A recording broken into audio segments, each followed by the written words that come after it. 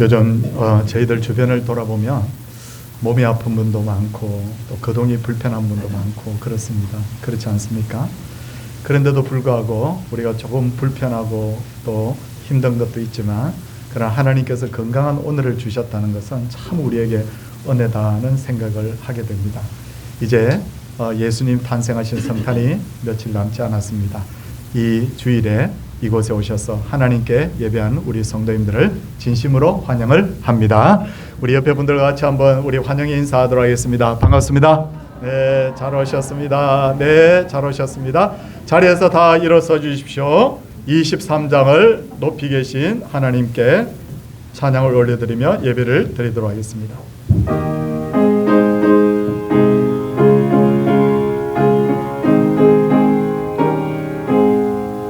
만일이 내게 있으면 거입 다가지고 내 구주 주시는 종은 늘 찬송하겠네. 내 죄의 권세 깨뜨려 그 결박 푸시고 이 추한 마음을 비로소 고정케 하셨네.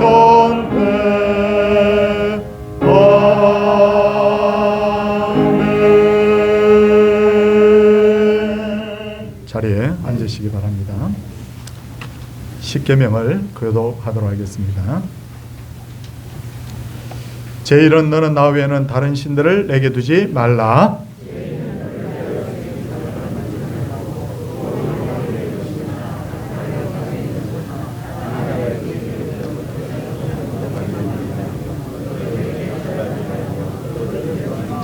제3은 너는 내 하나님 여호와의 이름을 망령되게 부르지 말라. 제5는 내 부모를 공경하라. 제7은 간음하지 말라. 제9는 내 이웃에 대하여 거짓 증거하지 말라.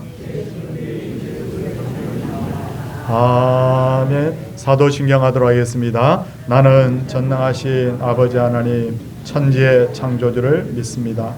나는 그의 유일하신 아들 우리 주 예수 그리스도를 믿습니다. 그는 성령으로 잉태되어 동정녀 마리아에게서 나시고 본디오 빌라도에게 고난을 받아 십자가에 못 박혀 죽으시고 장사된 지 사흘 만에 죽은 자 가운데서 다시 살아나셨으며 하늘에 오르시어 전능하신 아버지 하나님 우편에 앉아 계시다가 거기로부터 살아있는 자와 죽은 자를 심판하러 오십니다.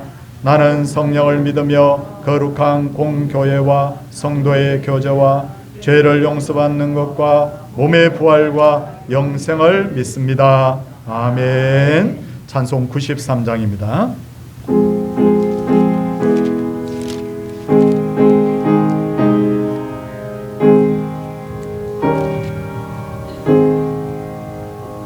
예수는 나의 힘이요 내 생명 되시네. 구주 예수 떠나 살면 죄 중에 빠지니 눈물이 하늘 가리고 내 맘에 본심 쌓일 때 위로하고 힘주시니 주 예수. 예수는 나의 힘이요 내 친구 되시네. 그해를 강구하며 풍성히 받으리. 햇빛과 비를 주시니 주수할 곳이 많도다. 귀한 열매 주시노니 주 예수. 예수는 나의 힘이요 내 기쁨 되시네. 그 명령을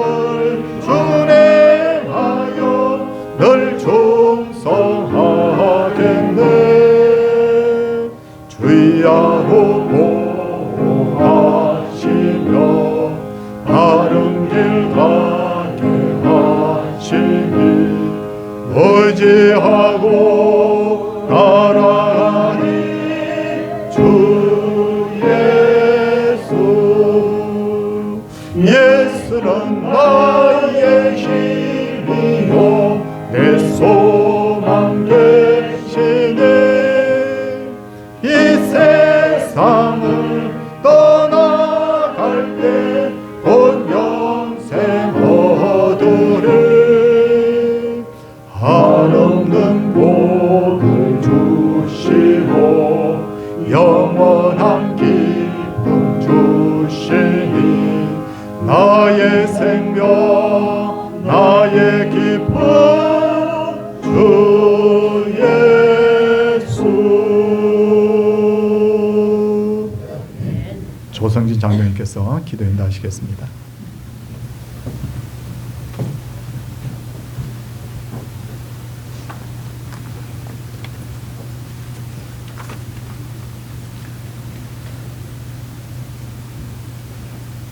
동방으로부터 박사들이 항문과 유황과 모략을 가지고 유다 땅 베들레헴에 탄생하신 아기 예수께 경배를 하였던 것처럼 저희들도 성탄의 기쁜 마음으로 예수님께 경배하며 감사와 찬양과 영광을 올려드립니다. 죄로 죽을 수밖에 없는 저희들을 위해 독생자 예수 그리스도를 이 땅에 보내주시고 십자가의 대속의 은혜로 죄를 사해 주시고 부활의 소망과 천국 소망을 주신 하나님 아버지, 이 시간 저희들의 성탄의 기쁜 마음으로 예배를 드릴 수 있게 하여 주심을 감사드립니다. 이 시간 함께 예배드리는 성도님들과 성도님들의 가정이 주님의 은혜로 평안하게 하여 주시고 건강하게 하여 주시고 모든 범사가 형통할 수 있도록 주님 인도하여 주시옵소서. 2024년도 한 해를 뒤돌아보니 말씀대로 믿고 말씀대로 살고 말씀대로 전하여야 하는데 저희들이 그렇게 하지 못했습니다. 주님이 맡겨주신 직분을 잘 감당하지도 못했습니다. 어려운 이웃을 돌아보지도 못하고 때로는 가까운 가족에게 이웃에게 상처를 주기도 하였습니다. 남의 허물을 덮어주지 못하고 험담하고 비방하고 정죄를 하기도 하였습니다. 거짓되고 탐욕스러운 저희들을 불쌍히 여겨주시고 주님의 은혜로 저희들의 모든 죄를 용서하여 주시옵소서. 이곳에 서울 동산교회를 세워주시고 지금까지 지켜주신 하나님 아버지 감사드립니다. 저희 서울 동산교회가 죽어가는 영혼들을 주님께 인도하는 구원의 방주 역할을 감당하는 교회가 될 수 있도록 우리 주님 인도하여 주시옵소서. 오늘 3부 예배 후에는 성탄 축하 행사를 하려고 하는데 우리 주님 함께하여 주셔서 온 성도가 동참하고 마음을 같이하여 정말 탄생하신 예수님을 기뻐하며 저희들이 즐겁고 은혜 시간이 될 수 있도록 하나님 인도하여 주시옵소서. 성탄절을 맞이하여 예수 그리스도의 사랑이 깊고 깊은 산골 오막살이에도 바닷가에 사는 어부들에게도 전쟁으로 고통받고 있는 백성들에게도 세계 곳곳에 전염병으로 굶주림으로 고통받는 백성들에게도 전파되어 정말 위로함을 주시고 평안함을 주시고 모든 고통에서 해방될 수 있도록 우리 주님 인도하여 주시옵소서. 우리가 돕고 있는 해외 선교지와 국내 선교지에 주님 함께하여 주셔서 예수님의 사랑과 복음이 전파되고 섬기는 종들이 맡겨진 지한 직분을 잘 감당할 수 있도록 우리 주님이 인도하여 주시옵시고 그 종들에게 형통한 복을 나리워 주시옵소서. 하나님 아버지, 나라가 많이 혼란스럽습니다. 주님 함께하여 주셔서 이 나라가 빨리 안정되게 하여 주시고 온 국민이 지금 평안할 수 있도록 우리 주님 인도하여 주시옵소서. 주일학교 영유아부, 유초등부, 중고등부, 청년부와 또 구역과 남녀 전도회에 함께하여 주셔서 저희 교회가 정말 부흥이 되고 각 부서가 주님의 은혜와 사랑이 넘치는 부서들이 될 수 있도록 하나님 인도하여 주시옵소서. 주님, 이 시간에도 마음이 힘들어 고통 중에 있는 성도들이 있습니다. 주님께서 위로하여 주시고 정말 치료하여 주시옵시고 몸이 아파 힘들어하는 성도들이 있습니다. 주님 치료하여 주시고 회복되게 주님 인도하여 주시옵소서. 또 환자를 돌보며 옆에서 같이 힘들어하는 가족들에게도 주님 함께하여 주시어서 위로함을 주시고 평안함을 주시고 형통한 복으로 주님 인도하여 주시옵소서. 신수철 목사님과 네 분의 장로님들에게 영가에게 강건함과 성령의 충만한 은혜를 주셔서 가정이 늘 평안하고 생업의 복을 받게 하여 주시옵시고 맡겨진 직분을 잘 감당할 수 있도록 우리 주님 인도하여 주시옵소서. 목사님께서 왜 예수님은 이 땅에 오셨는가라는 제목으로 말씀을 전하실 터인데 성령께서 목사님을 지켜주시고 말씀을 듣는 저희들에게 성령한 충만한 은혜를 주시고 은혜 받는 기쁨의 시간이 될 수 있도록 우리 주님 인도하여 주시옵소서. 할렐루야 찬양대가 기도하면 준비한 찬양을 온 성도들과 마음을 같이하여 하나님 아버지께 올려드립니다. 주님 기쁘게 받아 주시옵소서. 주님 이제 올 한 해도 얼마 남지 않았습니다. 남은 시간도 주님 함께하여 주시고 저희가 한 해를 잘 마무리할 수 있도록 우리 주님 인도하여 주시고 새로운 2025년도를 저희가 잘 맞이할 수 있도록 우리 주님께서 붙들어 주시고 인도하여 주시옵소서. 언제 어디서나 우리와 함께하여 주시는 예수 그리스도의 이름으로 기도드렸습니다. 아멘.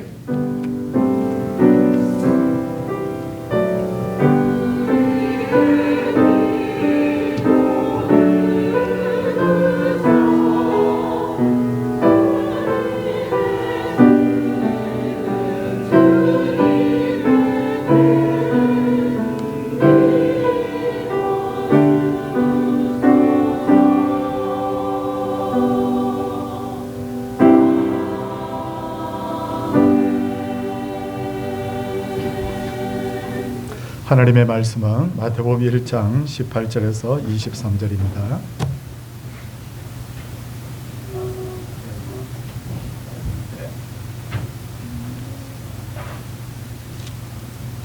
예수 그리스도의 나심은 이러하니라. 그의 어머니 마리아가 요셉과 약혼하고 동거하기 전에 성령으로 잉태된 것이 나타났더니 그의 남편 요셉은 의로운 사람이라 그를 드러내지 아니하고 가만히 끊고자 하여 그 일을 생각할 때 주의 사자가 현몽하여 이르되 다윗의 자손 요셉아 내 아내 마리아 데려오기를 무서워하지 말라.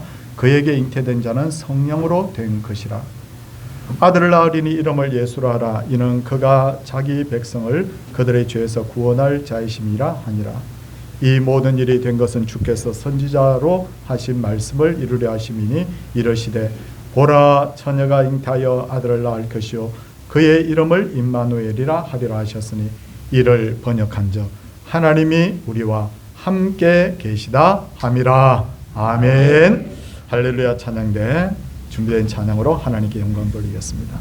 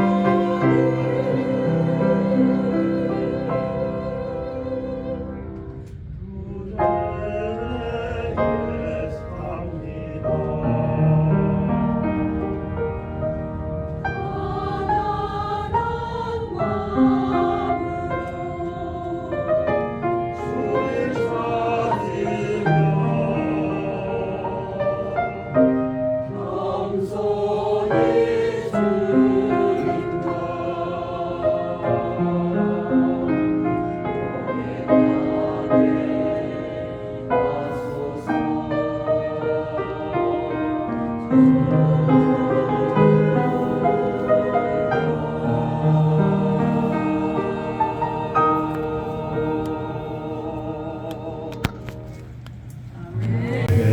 하나님께서 기뻐 받으실 줄 압니다. 요즘은 결혼을 하기 전에 약혼식을 하는 경우가 매우 드물지만 예전에는 결혼식 하기 전에 약혼식을 하는 경우들이 종종 많이 있었습니다.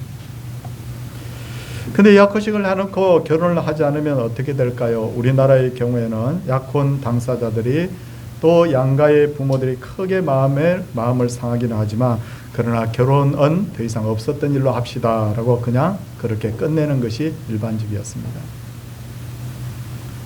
근데 2000년 전 이스라엘에서는 결혼을 하기 전에 약 1년 전쯤에 약혼식을 반드시 해야 되는데 약혼을 한 예비 신랑과 신부는 실제로 결혼을 한 부부처럼 똑같은 권리를 가지게 되었고 사람들도 약혼을 한 사람들에 대해서 신랑, 신부 이렇게 불렀다고 합니다. 왜 그들은 결혼을 하기 전에 1년 전쯤 약혼을 했던 걸까요? 첫째는 상대방에게 결정적인 흠이 있는가를 1년의 시간을 두고 살펴보는 거죠. 그리고 또 하나는 결혼을 충실하게 준비를 하기 위해서인데 요즘은 결혼 준비 다 되었습니까? 라고 이야기하면 청년들이 뭐라고 하느냐면 예식장도 준비되었고 폐물도 준비되었고 신혼여행도 다 준비가 되었다고 그렇게 하는데 사실은 제가 전에도 말씀드렸듯이 결혼식 준비가 된 거지 결혼 준비가 된 건 아니거든요. 살아보면 내가 남편으로서 아내로서 아버지로서 어머니로서 이 도리를 어떻게 해야 될까가 미리 좀 마음에 생각을 해야 되는데 그런 차원에서 볼 때 유대인들은 결혼을 앞두고 1년 전에 약혼을 한 것은 매우 지혜로운 행동이라고 할 수가 있겠습니다. 하지만 약혼을 한 신랑 신부는 한 집에 살 수는 없었습니다. 같은 침대에 누울 수도 없었고요. 그리고 각자의 부모님과 함께 1년을 살다가 결혼식 날에 결혼을 하게 되는데 그런데 2000년 전 어느 날 요셉이라는 청년이 마리아라는 처녀와 약혼을 하고 결혼할 날을 기다리고 있는데 마리아가 임신이 되었고 이것을 바로 예비 신랑인 요셉에게 알렸던 거예요. 아마도 마리아는 요셉에게 이렇게 말했을 겁니다. 나는 다른 남자와 잠자리를 한 적이 없어요. 그런데 갑자기 배가 불러오면서 자꾸 입덧을 합니다. 요셉은 그 말을 들었을 때 마리아의 말을 믿을 수도 없고 안 믿을 수도 없고 그러나 도저히 그것이 말이 안 된다고 생각했던 요셉은 아마 굉장히 배신감이 들고 화가 들어왔을 겁니다. 그런데도 불구하고 요셉은 이 마리아의 임신 소식을 다른 사람들에게 말하지 않습니다. 왜냐하면 유대인의 율법에 의하면 정조를 지키지 않은 신부는 돌로 쳐 죽이게 되어 있었기 때문에 그렇다고 해서 누군가의 아이를 가진 이 여자를 내가 데리고 와서 살 수도 없어요. 그래서 요셉은 마리아를 조용히 그 관계를 정리하려고 합니다. 그런데 바로 이런 고민을 하고 있을 때 하나님의 사자가 요셉에게 꿈에 나타나서 다윗의 자손 요셉아 내 아내 마리아 데려오기를 무서워하지 말라. 그에게 잉태된 자는 성령으로 된 것이라 아들을 낳으리니 이름을 예수라 하라. 이는 그가 자기 백성을 그들의 죄에서 구원할 자이심이라 라고 하는 것이었어요. 여러분 이에 대해서 예수님의 제자 마태는 마태복음을 기록하면서 이것을 부연 설명을 하고 있어요. 오늘 본문 22절 23절을 보시면 이 모든 일이 된 것은 주께서 선지자로 하신 말씀을 이루려 하심이니 이르시되 보라 처녀가 잉태하여 아들을 낳을 것이요 그의 이름을 임마누엘이라 하려 하셨으니 이를 번역한즉 하나님이 우리와 함께 계시다 함이라. 주님의 사자로부터 자초지정을 알게 된 요셉. 왜 마리아가 임신을 했는지 그리고 마리아의 몸에서 태어날 분이 누군지를 알게 된 이 요셉은 마리아를 데리고 옵니다. 그래서 오늘 이 성경에 기록된 이 내용을 중심으로 해서 이 땅에 오신 예수님이 어떤 분인지, 왜 예수님께서 이 땅에 오셨는지를 말씀을 드리도록 하겠습니다. 먼저 예수님은 성령을 통하여서 동정녀 마리아의 몸을 빌어서 이 땅에 오셨어요. 창세기 1장 2장을 보면 성삼위 하나님께서 아름다운 에덴 동산을 지으시고 그것을 아담과 하와에게 맡기셨습니다. 그러나 아담과 하와는 하나님의 말씀을 거역하고 죄를 지었습니다. 죄를 지은 인간에게는 죽음이 찾아왔어요. 기쁨의 땅 에덴에서 쫓겨나고 그 후의 삶은 눈물과 땀과 한숨이었어요. 하나님과의 그 평화로운 관계도 다 단절이 되고 끊어져 버렸습니다. 성도님들 가만히 세상을 한번 보세요. 그렇게 우리가 돈을 좋아하지만 돈이 많은 재벌의 얼굴에도 수심이 있어요. 출세하면 눈물이 없고 한숨이 없을 줄 알았는데 큰 권력을 가진 사람들에게도 여전히 눈물이 있고 한숨이 있어요. 그리고 모든 인생은 마침내 죽음으로 인생을 끝내게 됩니다. 우리가 죄 때문에 잃어버린 것들이 너무 많아요. 성도님들은 자녀들이 잘못하면 어떻게 합니까? 계속해서 아이를 몰아세우면서 야단만 칩니까? 아니면 어떤 잘못을 해도 다 덮어버리고 그냥 아무 일도 없었다는 듯이 그냥 넘어가 버립니까? 그러지 않죠. 우리는 잘못을 한 자녀를 책망하고 그리고 다시 품에 안아주면서 아이를 달래잖아요. 하나님께서도 죄지은 인생에게 큰 어려움을 주신 후에 다시 회복의 길을 열어주시는데 그게 바로 여인의 후손으로 메시아를 이 땅에 보내시겠다는 거예요. 창세기 3장 15절을 보면 하나님께서 사람을 유혹에 빠뜨렸던 뱀을 향하여서 이렇게 말합니다. 내가 너로 여자와 원수가 되게 하고 내 후손도 여자의 원수가 되게 하리니 여자의 후손은 내 머리를 상하게 할 것이요 너는 그의 발꿈치를 상하게 할 것입니다. 여기서 말하는 여자의 후손이 누구냐면 바로 예수님이에요. 이 말씀을 처음 들었을 때 유대인들은 굉장히 혼란했을 거예요. 왜? 유대인들은 여자가 아이를 낳아도 족보에 기록을 할 때는 남자가 낳았다고 기록을 하거든요. 저도 어렸을 때 저희 가정에 족보를 본 적이 있습니다. 그 족보에 여자 이름이 빠져 있고요. 우리 어머니가 저를 낳았는데 저희 어머니가 저를 낳았는데 저희 아버지가 낳았다고 기록이 되어 있더라고요. 성도님들 지금 마태복음 펴 계시면 마태복음 1장 1절을 한번 보시기를 바랍니다. 거기에 보면 1장 1절에 아브라함과 다윗의 자손 예수 그리스도의 계보다라고 기록되어 있죠. 그런데 2절을 보시면요. 사라가 이삭을 낳았잖아요. 그런데 성경에는 어떻게 기록해요? 누가 낳았다고요? 아브라함이 이삭을 낳았대요.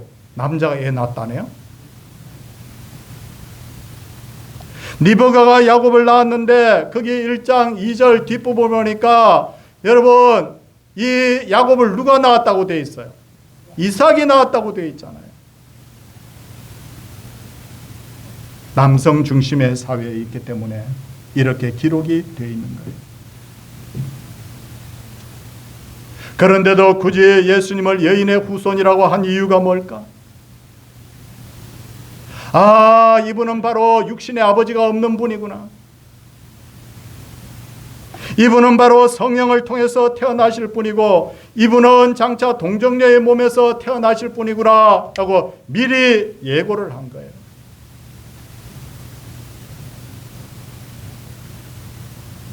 그리고 이 부분이 굉장히 중요한 이유는 예수님이 인간 부부의 아들로 태어나게 된다면 아담의 혈통을 이어받은 죄인일 수밖에 없기 때문에 그러므로 성령으로 잉태되신 예수님은 바로 죄가 없는 분으로 이 땅에 오셨다는 그런 의미예요.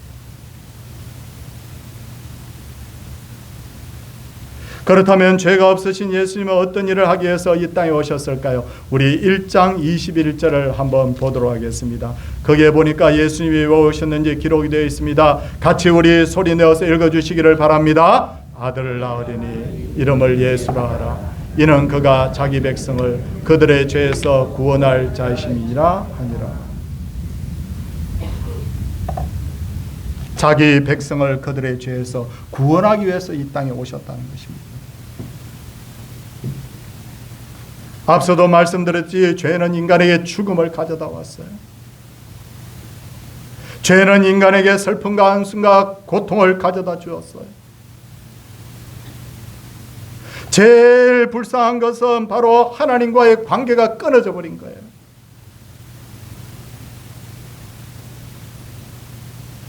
과학이 발달하면서 인간이 가지고 있던 많은 욕망들이 다 채워졌습니다. 자, 한번 보겠습니다. 옛날 기록들을 보면요, 인간들이 하늘을 날고 싶어 했어요. 수천 년 동안 사람들이 하늘을 날고 싶었는데 하늘을 난 사람이 아무도 없는데 100여 년 전에 갑자기 비행기가 발명이 되어서 우리는 씩씩 하면서 하늘을 지금 날아다니고 있습니다. 해결이 되었어요. 멀리 있는 사람하고 연락을 할 때 옛날에는 인편으로 사람을 보내든지 아니면 파발로 말을 띄워서 보내든지 그렇게 해야 되는데, 지금은 통신과 인터넷이 발달해서 이제는 실시간으로 이제는 멀리 있는 사람하고 다 전화 통화를 합니다. 얼굴 보면서 합니다. 이제 곧 미국까지 날아가는데 한두 시간이면 날아갈 수 있대요. 한 세대가 지나고 나면 원하는 사람은 누구든지 우주선을 타고 우주로 날아갈 수도 있대요. 야, 인간의 지식과 과학의 끝이 과연 어디일까? 그런데 이렇게도 지식과 과학이 발달했는데도 불구하고 두 가지 풀리지 않는 문제가 있습니다. 첫째는 죽음의 문제, 둘째는 고통의 문제. 죽음의 문제는 그렇다 손치고 고통의 문제는, 아니 과학이 이렇게 발달하고 지식이 이렇게 발달하면 고통이 줄어들어야 되는데 예전이나 지금이나 줄어들지 않아요. 더 고통스러운 인생을 우리가 살고 있잖아요.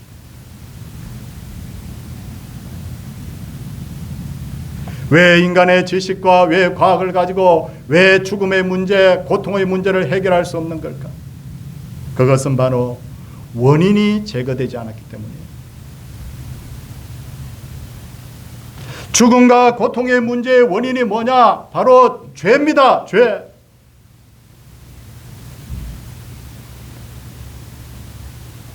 오래전에 저희 친척분이,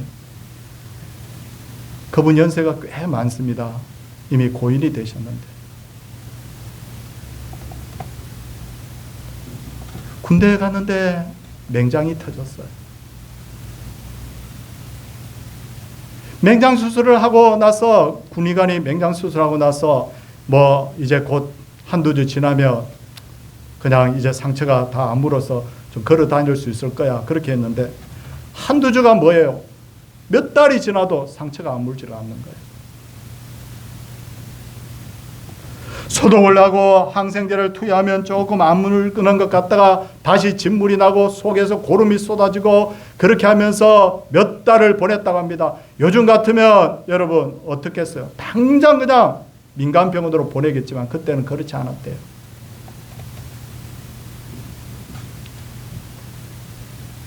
나중에 휴가를 받아서 집으로 돌아와서 민간병원에 가가지고 검사를 이것저것 해봤는데 뱃속에 뭐가 있다는 거예요. 그래서 민간병원에서 다시 수술을 했는데 배에서 뭐가 나왔냐면 수술용 거저가 나왔어요. 거저. 수술용 헝겊이 나왔어요. 그걸 뱃속에 넣어놨더니 그것 때문에 뱃속에서 부패가 일어나가지고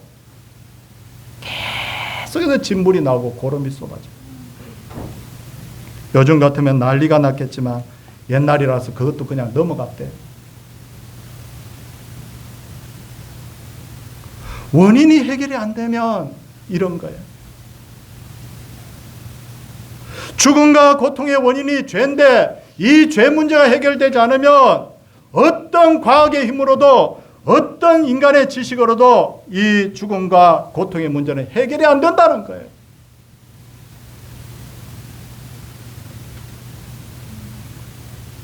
그래서 하나님께서는 죄를 없애는 방법을 구약 성경을 통해서 가르쳐 주셨는데 그것은 바로 누군가의 죄인을 대신해서 누군가가 죽는 거예요. 구약 성경을 보시면 유월절에 어린 양이 피를 흘리고 그 피를 문 임방과 설주에 발랐을 때 죽음의 천사가 휙 집으로 들어가다가 집으로 들어가지 못하고 뛰어넘었습니다. 사람들이 죄를 지었을 때 사람들이 양과 소를 가지고 대제사장에게 와서 하나님 앞에 속죄제와 속건제를 드리면 하나님께서 그 죄를 일시적으로 사해 주셨어요. 그런데 죄인을 대신해서 죽는 소와 양의 조건이 있어요. 소가 크냐? 양이 잘생겼느냐? 그거 상관없었어요.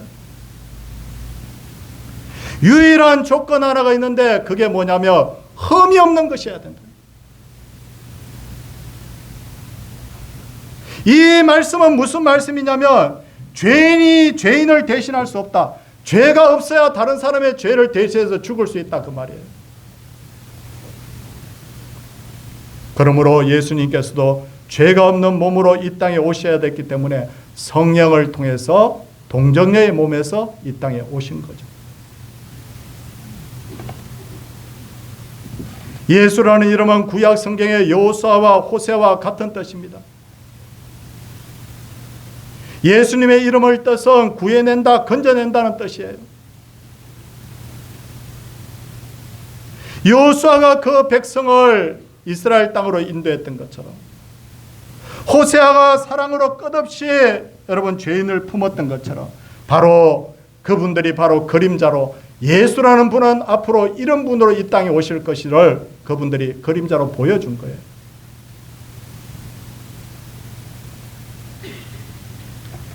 이제 성도님들 23절 한번 보시기 바랍니다. 예수님에게는 이름이 또 다른 이름 하나가 있었어요.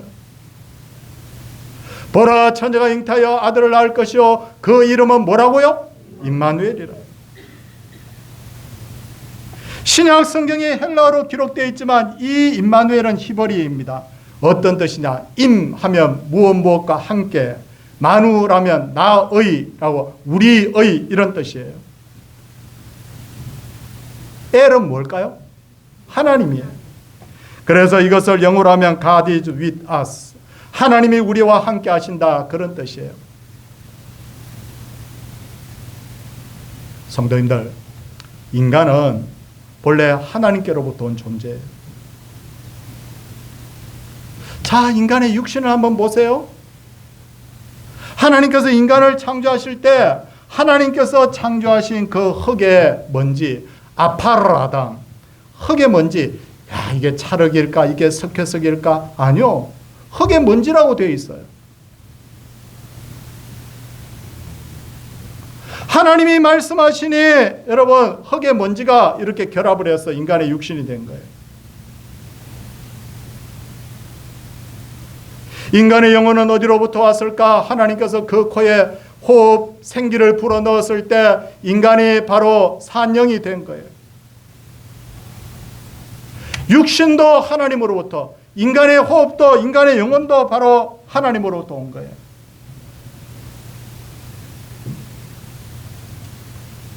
그런데 죄가 들어오니까 하나님과의 관계가 끊어져 버렸어요. 그 후로 인간은 하나님을 두려워하게 되었고 어떤 노력으로도 하나님을 만나지 못하게 되었습니다. 이걸 철학적 용어로 뭐라고 하느냐면 절대 타자, 다가설 수 없는 존재로 하나님이 이제 우리에게 계시는 거예요. 멀리 계신 하나님이에요.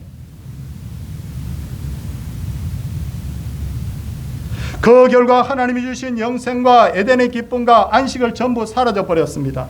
그런데 감사하게도 예수님께서 이렇게 말씀하십니다. 나를 믿는 자는 영생을 얻었다.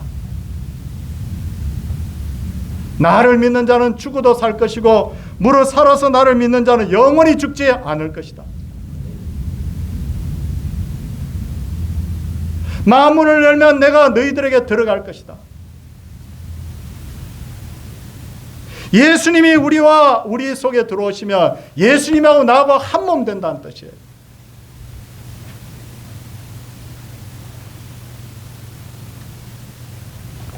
그러니까 여러분, 인간이 무엇이냐? 한번 가만히 한번 생각해 보세요. 제가 예전에 부목사로 있을 때 신방을 갈 일이 있는데 저하고 같이 동행을 하던 권사님이 이렇게 말씀하셨어요. 목사님, 이 집에 가면 목사님이 깜짝 놀랄 거예요. 그래요. 왜요? 가족들이 너무 잘생겼대. 아니, 잘생겼으면 얼마나 잘생겼길래. 남편도 잘생기고 아내도 잘생기고 애들까지 잘생겼대. 그래서 제가 그 집에 신방을 갔는데요. 우와, 사람들이 너무 잘생긴 거예요. 난 그런 사람 텔레비전에서밖에 못 봤는데 실물이 딱 나타나는데 남자가 조각 같고 여자가 조각 같아요. 애들까지 그래요.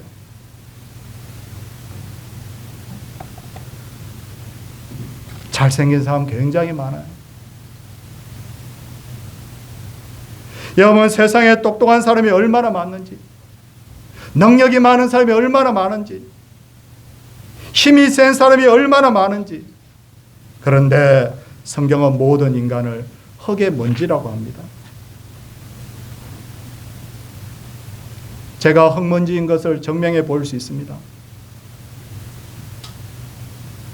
아무리 잘생기고 아무리 똑똑하고 아무리 건강하고 아무리 능력 있는 사람이라도 50년만 지나면 다 흙의 먼지라는 것 제가 증명할 수 있습니다. 우리는 흙에서 왔기 때문에 어디로 돌아가요? 흙으로 돌아가죠. 그래서 어르신들은 이렇게 말하더군요. 세월에는 장사가 없다고. 근데 우리가 흙으로 지음받았다는 것을 성경도 알고 있어요. 그렇게 말씀하셨어요. 그래서 우리를 뭐라고 말하느냐면 너희들은 그릇이다. 무슨 그릇이죠? 나무 그릇이에요? 금 그릇이에요? 무슨 그릇이에요? 질 그릇이다.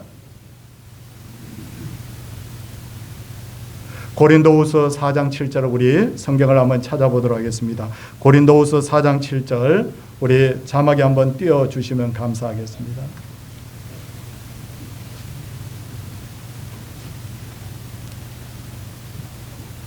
성도님들, 우리 다 같이 우리 한번 이 본문 말씀, 이 말씀을 한번 읽도록 하겠습니다. 우리가 이 보배를 질그릇에 가졌으니 이는 심히 큰 능력은 하나님께 있고 우리에게 있지 아니함을 알게 하려 함이라. 우리는 무슨 그릇이라고요? 질그릇인데 우리 안에 뭐가 있다고 그랬어요? 보배가 있다. 이 보배가 누구라는 거예요? 예수 그리스도.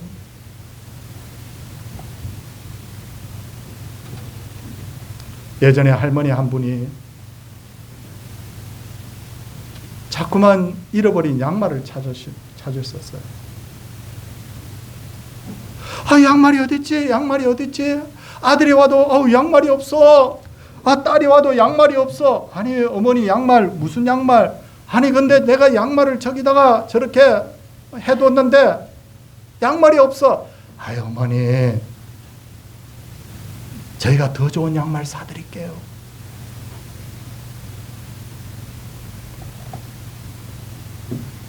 근데 그 양말을 마침내 찾지 못하고 할머니가 자리를 보존하고 누우셨어요. 이상해요. 할머니가 마침내 입을 열고 말씀하는 거예요. 그 양말 안에 뭐가 들어있었을까요? 금붙이. 니네들이 어렸을 때부터 돌잔치 할 때부터 모아둔 그 금붙이, 양말, 그게 문제가 아니라 양말 속에 있는 뭘 잃어버린 거죠? 금붙이.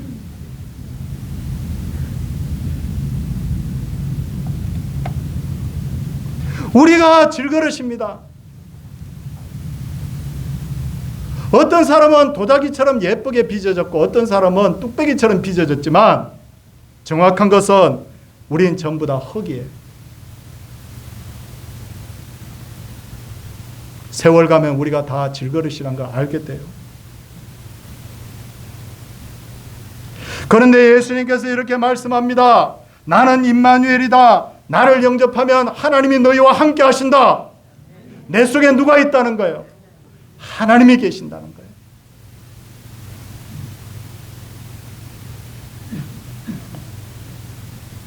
그러기에 우리가 소리질러 하나님 부르지 않아도, 속삭이기만 해도 내 속에 있는 하나님이 내 기도를 들으시는 거예요. 나의 인생은 껍데기로 볼 때 양말이에요. 껍데기로 볼 땐 질그릇이에요. 그런데 내 속에 하나님이 계시기 때문에 내 인생의 가치가 여러분 달라진 줄을 믿으시기를 바랍니다. 그러니 마귀도 우리를 함부로 못하는 거예요. 왜? 누가 우리에게 있기 때문에? 하나님이 계시기 때문에. 그런데 이렇게 귀한 예수님이 갑자기 이 땅에 오신 게 아니에요. 마태복음 1장 22절 한번 보겠습니다. 거기 마태복음 1장 22절에 보니까 이 모든 일이 된 것은 주께서 누구로 하신 말씀을 이루려 하십니다?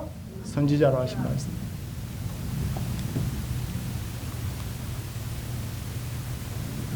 몇 년 전이었어요.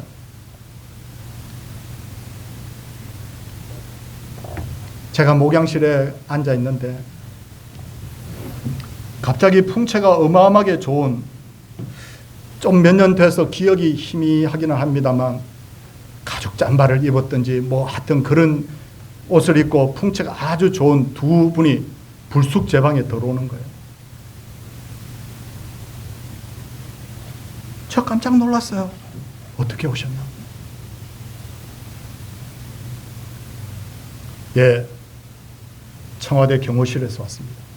청와대 경호실에서 왜 나를 찾죠?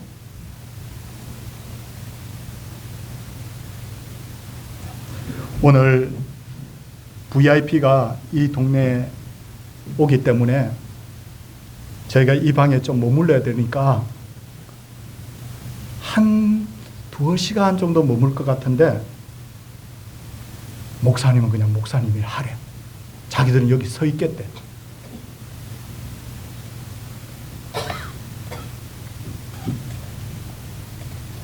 그날 저녁에 뉴스를 보니까 대통령이 하나로 앞에 온 거예요. 제가 나중에서야 제 방이, 이 목양실이 문을 딱 열면 바로 뭐예요? 하나로 못 보여요.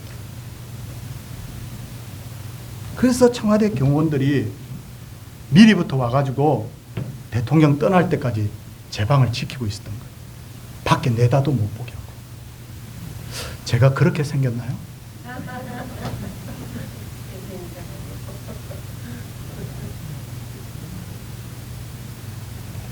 대통령이 한번 움직이려고 해도 우리는 모르지만 미리 다 계획을 짭니다. 맞죠? 그리고 대통령이 딱 그 자리에 오기 전에 벌써 몇 시간 혹은 며칠 전에 다 삐삐삐삐 하는 거 다 조사하고 다 합니다.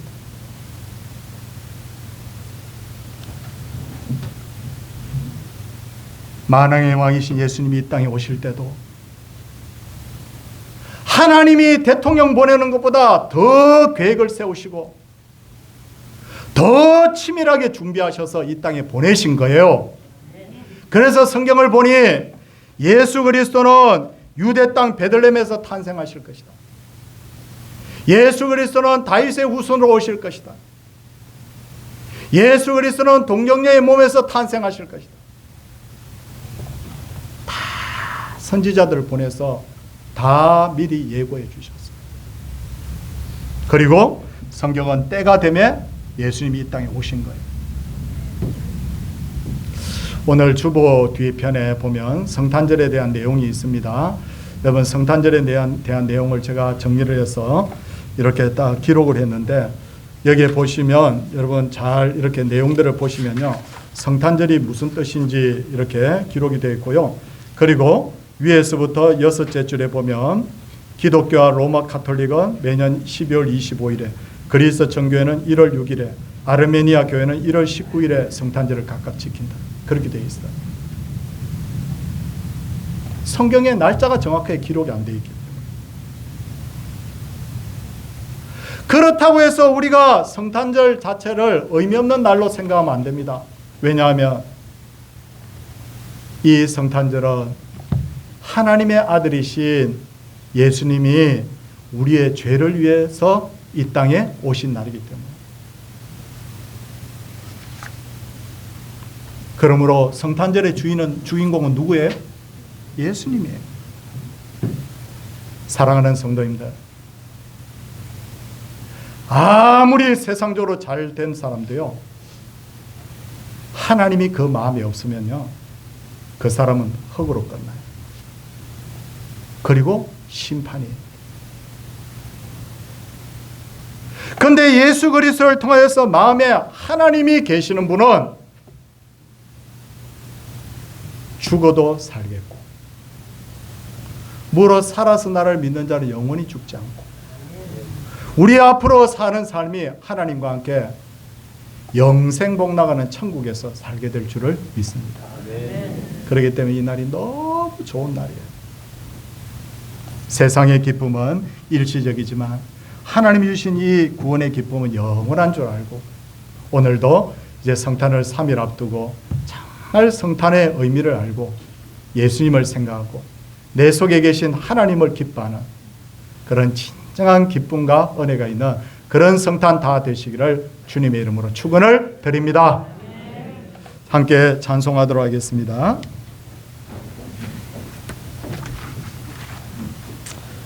112장입니다.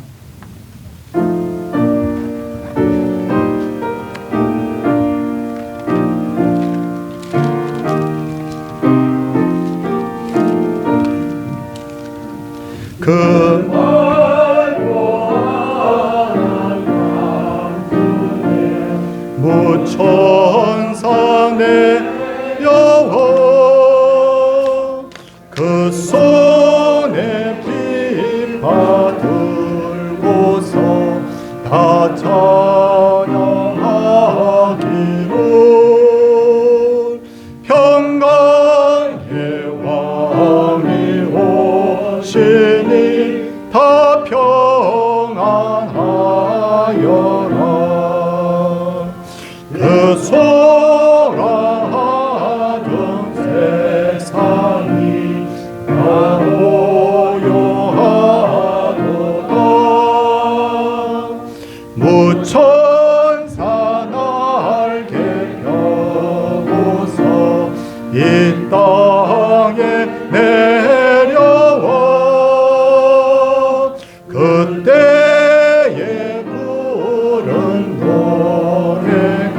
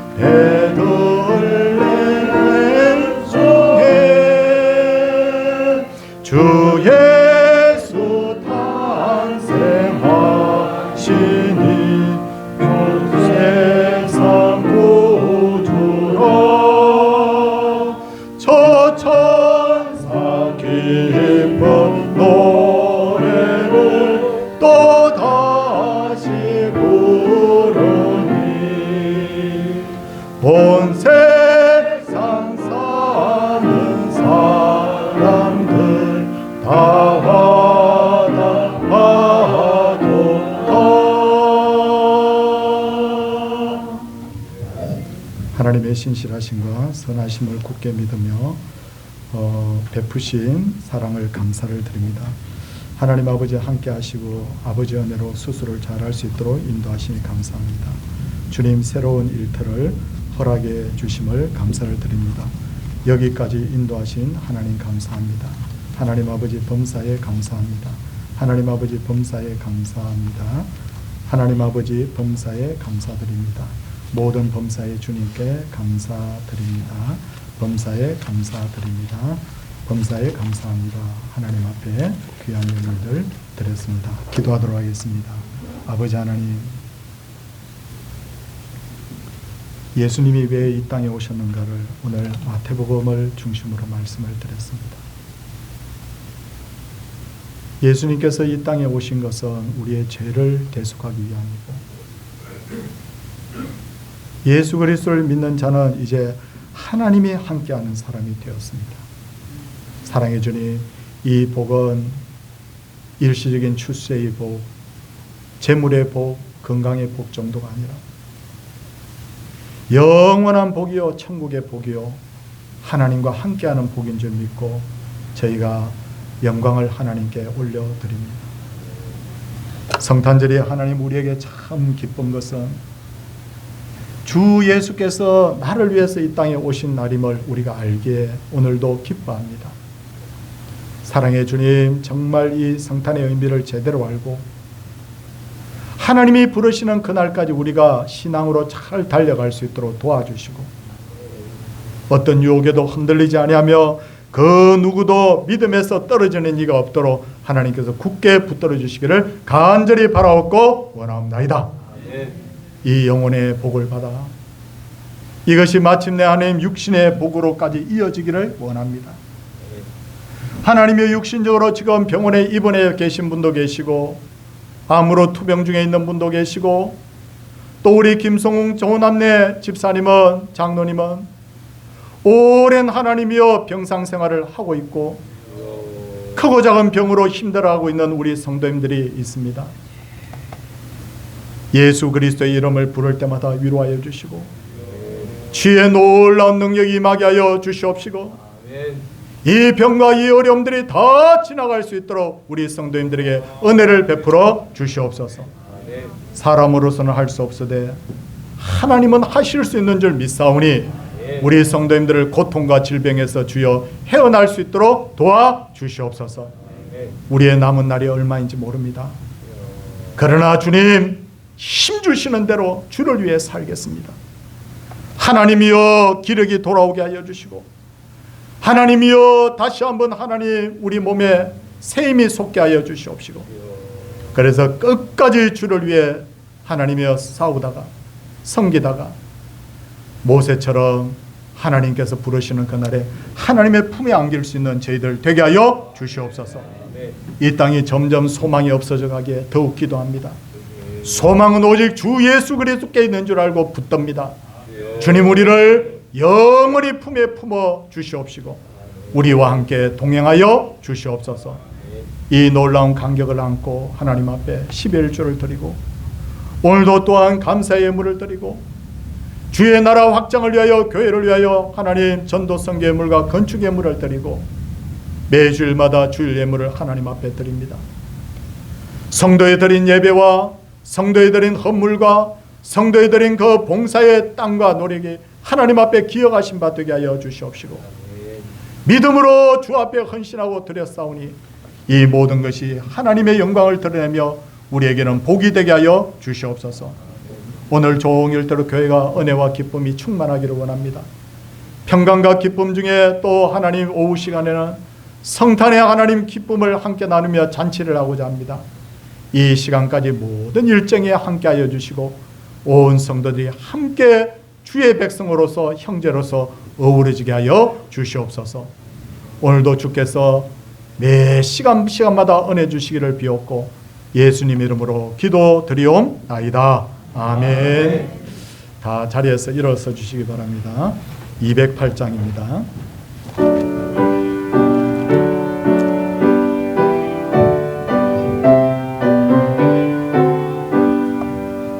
내 주의 나라와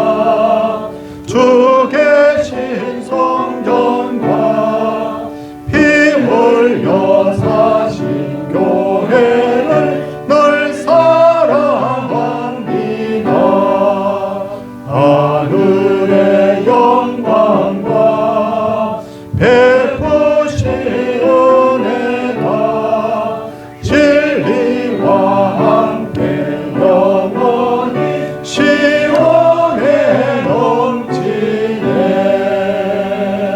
아멘.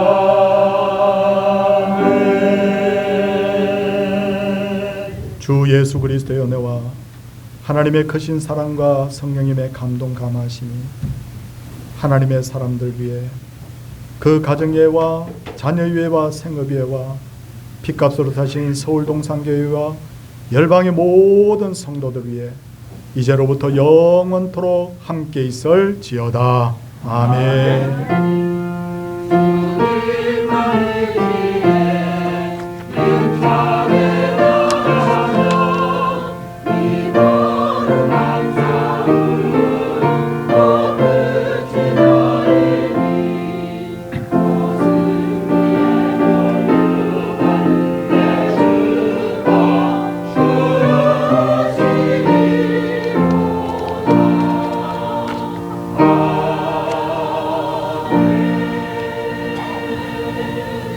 자리에 착석하시기 바랍니다.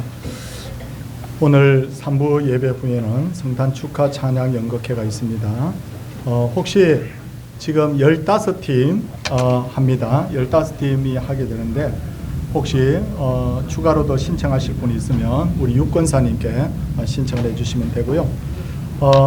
두 번째 광고 잘 들으시기 바랍니다. 우리 성탄 감사 예배가 수요일날 오전 11시에 있습니다. 이날 수요일입니다. 그래서 수요 예배는 이 성탄 감사 예배로 대신하도록 그렇게 하겠습니다. 이날은 여러분 휴일이죠. 직장에도 가지 않고 하는 날인데 아침에 서둘러서 교회 오셔서 함께 하나님 앞에 우리가 할 수 있는 최고의 그게 바로 예배입니다. 예배에 꼭 동참해 주시기를 바라고요. 안 믿는 가족들도 성탄절은 교회에서 보내야지 그렇게 하시면서 꼭 모시고 오시면 감사하겠습니다. 세 번째 광고는 다음 주일 3부 예배는 주일학교 수료 예배를 드리고 교사들과 수료자가 특송해 주시고요. 송구영신 예배 광고입니다.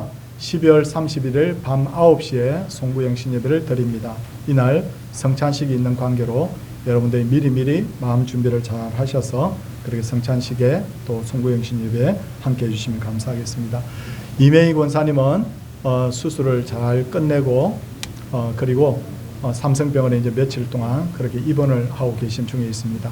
회복되어서 꼭 그렇게 함께 우리와 함께 하나님 섬길 수 있는 날이 빨리 오기를 여러분 기도해 주시기를 바랍니다. 소중하고 귀한 분들입니다. 옆에 분들 한번 쳐다보시고 같이 한번 우리 축복하는 의미에서 인사하도록 하겠습니다. 할렐루야.